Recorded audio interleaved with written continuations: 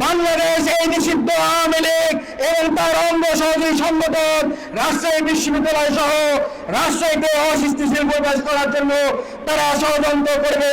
তাই কালকে ফজরের নামাজ পড়ে আমাদের প্রতিনিধি নেতা কর্মীদেরকে নির্দেশনা দেওয়া থাকলো, আপনারা রাজশাহী বিশ্ববিদ্যালয় সহ রাজশাহী গুরুত্বপূর্ণ পয়েন্টে অবস্থান করবেন।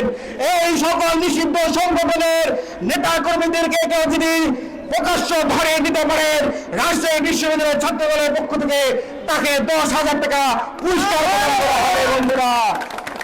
বন্ধুরা, বাংলাদেশ আওয়ামী লীগ বাংলাদেশ থেকে 30 লক্ষ কোটি টাকা লুটপাট করে পালিয়ে গেছে।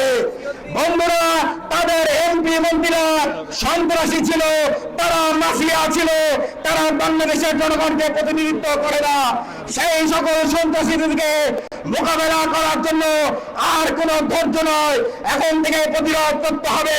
রাজশাহী বিশ্ববিদ্যালয়ে কোন নিষিদ্ধ সংগঠনের নেতা কর্মীরা যদি ক্লাসে আপনারা উপস্থিত পান, তাকে আমাদের রাজশাহী বিশ্ববিদ্যালয়ের মাননীয় প্রক্টর বরাবর তাকে প্রেরণ করবেন।